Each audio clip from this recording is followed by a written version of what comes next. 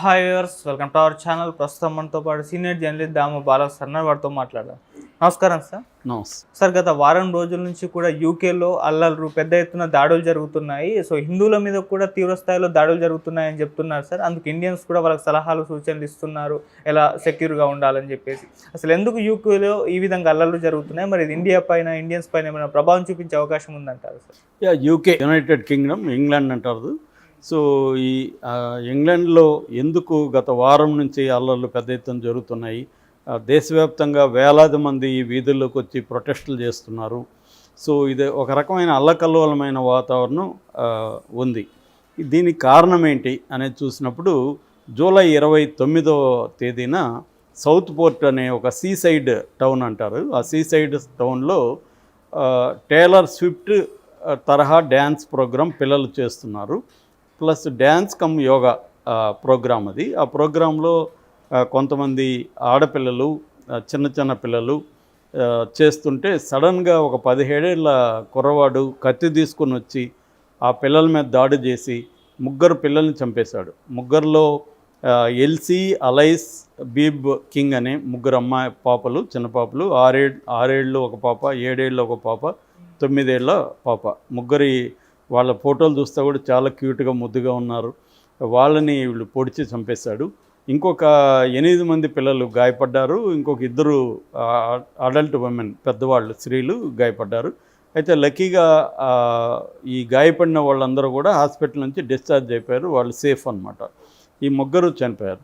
దాంతో ఏమైందంటే ఈ సౌత్ పోర్ట్లో ఆ పాప, ఈ 3 పిల్లల దహన సంస్కారాలు జరగడానికి దాదాపు 1000 మంది గుమికూడారు అక్కడ. ఈ లోపల ఏమైందంటే ఈ కుర్రవాడు ఎవరైతే చంపారో ఇతను ఒక ఇమ్మిగ్రెంట్ అని, అసైలం అని, ఇతను బోట్లో లాస్ట్ ఇయర్ బోట్లో ఇంగ్లాండ్కి వచ్చాడని, ఇతను అసైలం సీకర్ అంటారు. అసైలం సీకర్ అంటే యూరోప్లో ఏం జరుగుతుందంటే వివిధ దేశాల్లో వేరే వేరే కంట్రీస్ నుంచి రక్షణ కోసం అక్కడికి వస్తారు. వాళ్ళని అసైలం సీకర్స్ అంటారు. సో ఈ అసైలం సీకర్ అని చెప్పి ఇతను ఒక ముస్లిం అని కూడా వాళ్ళు ప్రచారం మొదలుపెట్టారు. ఇది మిస్ఇన్ఫర్మేషన్, అంటే తప్పుడు సమాచారాన్ని సోషల్ మీడియా ద్వారా వ్యాపింప చేశారు. ఇందులో వ్యాపింప చేసిన దాంట్లో ప్రధానంగా ఇంగ్లీష్ డిఫెన్స్ గ్రూప్ అని ఒకటి ఉంటుంది. ఈడిఎల్ అంటారు వాడిని, ఇంగ్లీష్ డిఫెన్స్ గ్రూప్. మామూలుగా వీళ్ళని ఫార్ రైట్ అంటారు. ఫార్ రైట్ అంటే తీవ్రమైన భావాలు ఉన్న వాళ్ళు. అంటే ఈ దేశాల్లో ఫర్ ఎగ్జాంపుల్ అమెరికాలో కేకేకే అని ఉంటుంది, కుక్లక్స్ క్లాన్. అంటే వైట్ సుపర్మసిస్టులు అని కూడా వీళ్ళని అంటారు. అంటే మన తెల్ల జాతీయులే ఉండాలి, మిగతా జాతి వాళ్ళు రేస్ బ్యాచ్ ఉండకూడదు అని నమ్మేవాళ్ళని. అంటే రేస్ కలర్ ఆధారంగా రేసు, ఈ మన రేసే గొప్పది, వైట్ రేసే గొప్పది, మిగతా రేస్ జాతీయులందరూ కూడా తక్కువ స్థాయి వాళ్ళు అని నమ్మి వాళ్ళు మన దేశంలో ఉండకూడదు, వాళ్ళు ఉంటే వాళ్ళ మీద దాడులు చేస్తాము అని చెప్పే గ్రూప్స్ని ఫార్ రైట్ గ్రూప్స్ అంటారు అన్నమాట. అలాంటి ఈడిఎల్, ఇంగ్లీష్ డిఫెన్స్ గ్రూపు. ఇందులో టామీ రాబిన్స్ అని దీన్ని ఫౌండర్ అనమాట. ఆయన యాక్చువల్గా సైప్రస్లో ట్రావెల్లో ఉన్నాడు, టూరిజంలో ఉన్నాడు, ఆయన టూర్లో ఉన్నాడు. ఆయన అక్కడి నుంచి ఎక్స్లో ఒక ట్వీట్ చేశాడు. ఇదేంటంటే ఇతను అసైలం సీకరు ప్లస్ ముస్లిము, మీరు వదిలిపెట్టకండి అని ఇతను ట్వీట్ చేశాడు. అతని ఎక్స్ హ్యాండిల్లో 10 లక్షల మంది ఫాలోవర్స్ ఉన్నారు. వీళ్ళు ఇంకా ట్వీట్లు చేయడం, వీళ్ళు టెలిగ్రామ్ గ్రూప్స్లో పెట్టేయడం, వాట్సాప్ గ్రూప్లో పెట్టేయడంతో అందరూ ఏమనుకున్నారంటే ఎవడో ఒక ముస్లిం కుర్రాడు అసైలం సీకర్ వచ్చి మన ఆడపిల్లల మీద దాడులు చేసి చంపేశాడు అనగానే సాధారణ ప్రజల్లో కూడా ఒక ఆగ్రహావేశాలు వచ్చేసాయి. దాంతో ఆ రోజు సౌత్ పోర్ట్లో ఈ అమ్మాయిల దహన సంస్కారాలకు వచ్చిన 1000 మందిలో కొంతమంది ఏం చేశారంటే లోకల్గా ఉన్న మసీదుల మీద దాడులు చేయడం, అట్లాగే ఈ అసైలం సీకర్కి కొన్ని షెల్టర్స్ ఉన్నాయి అక్కడ, హోటల్స్లో ఎక్కువగా పెట్టారు, ఆ హోటల్స్ మీద దాడులు చేయడం ఇది మొదలుపెట్టారు.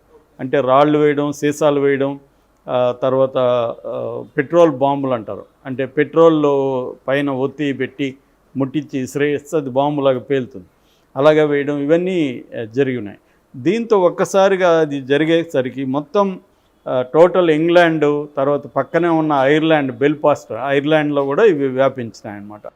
ముఖ్యంగా మనకి ప్రధానమైన నగరాలు చెప్పాలంటే లండను, హార్టెల్ఫోలు, మాంచెస్టరు, బెల్ఫాస్ట్, ఈ నగరాల్లో విపరీతంగా మొత్తం ఒక రకంగా చెప్పాలంటే ప్లైమౌత్ అంటారు, సౌత్ కోస్ట్లో ఇంగ్లాండ్లో ప్లైమౌత్ నుంచి సుందర్లాండ్ అంటారు, నార్త్ ఈస్ట్ వరకు కూడా ఇది వ్యాపించేసింది ఈ అల్లర్లు అనేవి.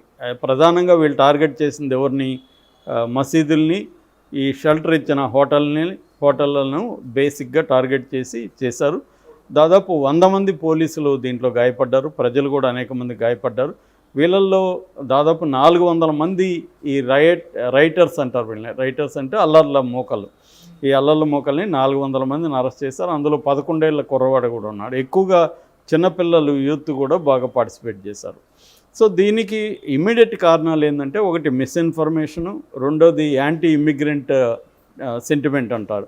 అంటే ఇలాగ వేరే దేశాల నుంచి ఆ దేశంలో సెటిల్ అయిన ప్రజల పట్ల ఉండే వ్యతిరేకత కారణం. అట్లాగే ఫార్ రైట్ గ్రూప్స్, ఈ గ్రూప్స్ ఒక ఆర్గనైజేషన్ అని పేరు నేను ఒకటి చెప్పాను తప్ప, చాలా గ్రూప్స్, చాలా ఇండివిజువల్స్ ఈ హేట్రెడ్ని ప్రచారం చేయడం, సోషల్ మీడియాలో ఎవరు కూడా చెక్ చేసుకోకుండా దీన్ని ఫార్వర్డ్లు చేయడం, దీనివల్ల ఇది స్ప్రెడ్ విపరీతంగా. 10 ఏళ్లలో ఈ స్థాయి వైలెన్స్ ఇంగ్లాండ్లో ఎప్పుడు జరగలేదు. ఇంగ్లాండ్లో రిలేటివ్గా పీస్ ఉంటుంది అనమాట. వాళ్ళు ఏంటంటే బ్రాడ్ మైండ్ ఉంటారు. లేకపోతే ఇండియన్ ఆరిజిన్ ఉన్న రిషి సునాక్ని ప్రధానమంత్రిగా ఎలా ఎన్నుకుంటారు? అతను ఇండియన్ ఆరిజిన్ అని తెలుసు, అతను హిందూ మతాన్ని పాటించే వ్యక్తి అయినా కూడా అక్కడ ప్రధానంగా క్రిస్టియన్స్ ఉంటారు. అయినా అతను ఎందుకున్నారంటే వాళ్ళు బ్రాడ్ మైండ్ ఉన్నట్టే కదా. కాబట్టి ఇక్కడ ప్రజలందరూ వ్యతిరేకంగా ఉన్నట్టు చెప్పలేము. ప్రధానంగా ఏంటంటే మిస్ఇన్ఫర్మేషన్. నిజానికి దాడి చేసిన అబ్బాయిని పట్టుకున్నారు, 17 ఏళ్ళ అబ్బాయి. ఆ అబ్బాయి అక్కడే పుట్టాడు, వేల్స్ అనే నగరంలో పుట్టాడు అబ్బాయి. రోండా పేరెంట్స్ అతనికి. సో అతను ఏషియన్ కాదు ఫస్ట్ ఆఫ్ ఆల్. ఇది ఏంటంటే ఎప్పుడైతే ముస్లిం అన్నారో ఏషియన్స్ మీద కూడా అనేక దాడులు జరిగాయి, ఇండియన్స్ కూడా ఉన్నారు. మామూలుగా ఏంటంటే ఇంగ్లాండ్లో ఈ సదరన్ ఏరియాల్లో ఎక్కువగా ఇమ్మిగ్రెంట్ మాఫియా అంటారు. నేను దీని మీద లాంగ్ బ్యాక్ ఒక స్టోరీ కూడా రాశాను. ఇమ్మిగ్రెంట్ మాఫియా అంటే ఏంటంటే, మనం ఇప్పుడు ఇంగ్లాండ్కి ఏదో ఒక కారణంతో మనల్ని తీసుకెళ్తారు, విజిటింగ్ అనో ఇంకోటనో. అక్కడికి వెళ్ళినాక మనం యాంటీ లీగల్ ఇమ్మిగ్రెంట్గా అయిపోతాం అనమాట. ఇల్లీగల్ ఇమ్మిగ్రెంట్ అంటారు. ఇల్లీగల్ ఇమ్మిగ్రెంట్గా మారిపోయినాక కొన్ని ఏరియాల్లో వీళ్ళ కోసమే ఉద్యోగాలు తెచ్చి ఇచ్చేవాళ్ళు ఉంటారు. మన దగ్గర డబ్బులు తీసుకొని వాడు మనల్ని ఒక షాప్లో పెడతాడు. ఫర్ ఎగ్జాంపుల్, మామూలుగా అక్కడ ఏంటంటే లోకల్స్కి ఇవ్వాలంటే గంట మినిమం వేజెస్ ఇవ్వాలి, వాళ్ళకి ఇన్సూరెన్స్, ఇవన్నీ ఫాలో కావాలి. కానీ ఇల్లీగల్ ఇమ్మిగ్రెంట్కి ఏదో గంటకి 10 పౌండ్లో 20 పౌండ్లో ఇస్తే కూడా సరిపోతుంది అనుకో. సో మనల్ని తీసుకెళ్ళి పెట్టేస్తారు. వాళ్ళకి షాప్ వాళ్ళకి ఇబ్బంది ఉండదు. అలాగా కొన్ని ఏరియాస్లో ఈ ఇల్లీగల్ ఇమ్మిగ్రెంట్ అనేది పెద్ద మాఫియా అన్నమాట. ఈ ఇల్లీగల్ ఇమ్మిగ్రెంట్స్ వల్ల లోకల్స్కి ఉద్యోగాలు రావు. అందువల్ల లోకల్స్ ఇదిగా ఉంటారు. రెండోది, ఈ ఇమ్మిగ్రెంట్స్ ఉన్న చోట వైలెన్స్ ఎక్కువగా ఉండడం, స్మగ్లింగు, రకరకాల ఇల్లీగల్ యాక్టివిటీలు జరగడం, దీని పట్ల కూడా అక్కడ ప్రజలు వ్యతిరేకంగా ఉంటారు. ఇవాళ యూరోప్ అంతా కూడా ఈ ఇమ్మిగ్రెంట్స్తో నిండిపోయింది. ఈ ఇమ్మిగ్రెంట్స్ వల్ల రకరకాల సమస్యలు లోకల్స్కి కూడా వస్తున్నాయి. ఒక పక్కేమో ఎక్కడి నుంచో వచ్చారు, మనం ఆదరించాలి కదా అనేది ఒకటి. రెండోదేమో వీళ్ళ వల్ల మనకి వచ్చే సమస్యల్ని మనం ఎందుకు భరించాలా అనేది ఒకటి. ఇలాంటి వాటి వల్ల ఇవాళ వరల్డ్ వైడ్గా ఇమ్మిగ్రెంట్స్కి వ్యతిరేక ఉద్యమాలు కూడా బలంగా జరుగుతున్నాయి. మనం చూస్తున్నాం, ట్రంప్ ఇమ్మిగ్రెంట్స్కి యాంటీగా గట్టిగా మాట్లాడుతున్నాడు. అమెరికన్స్కే జాబ్స్ కావాలి, అమెరికన్స్కే ఆపర్చునిటీస్ కావాలనేది గట్టిగా మాట్లాడుతున్నాడు. యూరోప్లో, ఫ్రాన్స్లో ఫర్ ఎగ్జాంపుల్ అనేక చోట్ల ఇమ్మిగ్రెంట్స్ ఉన్న ఆ ఏరియాల్లో వైలెన్స్, వాళ్ళేమో ఫస్ట్ రక్షణ కోసం వస్తారు, వీళ్ళు రక్షణ ఇస్తారు. రక్షణ ఇచ్చినాక వాళ్ళకి ఎక్కడో షెల్టర్లు పెడతారు. అక్కడి నుంచి మెల్లమెల్లగా వాళ్ళ డిమాండ్లు మొదలు పెడతాయి. హక్కుల సంఘాలు వస్తాయి, మాకు ఈ హక్కులు కావాలంటారు. అక్కడి నుంచి స్మగ్లింగు, వైలెన్సు ఇవన్నీ పెరుగుతున్నాయి. సో దీనివల్ల ఇల్లీగల్ ఇమ్మిగ్రెంట్స్ సమస్య వస్తుంది. మరి ఈ ఇమ్మిగ్రెంట్స్ ఎక్కడి నుంచి ఎక్కువ వస్తున్నారంటే ఎక్కువగా ముస్లిం కంట్రీస్ నుంచి, సిరియా లాంటిది. ఎందుకంటే అక్కడ అల్లర్లు జరుగుతున్నాయి. మనం ఇప్పుడు చూస్తున్నాం, ఇజ్రాయిల్ అరబ్ పాలస్తీనా మధ్య, ఇజ్రాయెల్ ఇరాన్ మధ్య, ఇజ్రాయెల్ లెబనాన్ మధ్య, సిరియా, ఈ దేశాల అల్లకల్లోలాలు జరుగుతున్నాయి. దీనికి అగైన్ మళ్ళీ అమెరికా, మళ్ళీ ఇంగ్లాండు, మళ్ళీ ఫ్రాన్స్ వీళ్ళే కారణం. ఓకే. సో ఇలాగ వాళ్ళు అక్కడి నుంచి ప్రజలు పారిపోయి వచ్చేస్తున్నారు. ఇది ఒక మేజర్ పెద్ద సమస్య. ఈ సమస్య నుంచి ఇది జరిగింది. అయితే ప్రజలు మాత్రం గట్టిగా ఇంగ్లాండ్లో ఈ రైటర్స్కి యాంటీగా కూడా ఉద్యమాలు చేస్తున్నారు. వీళ్ళు శాంతియుతంగా చేస్తున్నారు. ఇప్పుడు ఆ మసీదులను కొల్లగొట్టినారు కదా, మసీదులంతా నిర్మించడం ఫ్రీగా నిర్మిస్తామని ముందుకు వస్తున్నారు. అది వండర్ఫుల్గా ఉంది. అంటే మనం నేర్చుకోవాల్సింది ఏంటంటే ఎవరో కొంతమంది చేసిన తప్పుని సమాజం మొత్తం ఎలా కరెక్ట్ చేస్తుందనేది ఇంగ్లాండ్ని చూసి నేర్చుకోవాలి. ఇప్పుడు సమాజం మొత్తం ఎవరికైతే నష్టాలు జరిగిందో వాళ్ళని హక్కును చేర్చుకుంటున్నారు, వాళ్ళ తరపు నిలబడుతున్నారు. ఈ ప్యాసిజానికి ఈ ఫార్ రైట్ వ్యతిరేకంగా వీళ్ళు ఉద్యమాలు వేలాది మంది వచ్చి ఇప్పుడు వారం రోజుల నుంచి ఉద్యమాలు చేస్తున్నారు. అంటే శాంతి నెలకొనాలి, డిఫరెంట్ గ్రూప్స్ కలిసిమెలిసి మనం బతకాలి, ఏ గ్రూప్కి యాంటీగా ఇంకొక గ్రూప్ పనిచేయకూడదు, ఇలాంటి ఒక సందేశాన్ని వీళ్ళు ఇస్తున్నారు. దాన్ని చూసి ప్రపంచం నేర్చుకోవాలి. ఈ అల్లర్లు చేసేది చాలా చాలా తక్కువ మంది.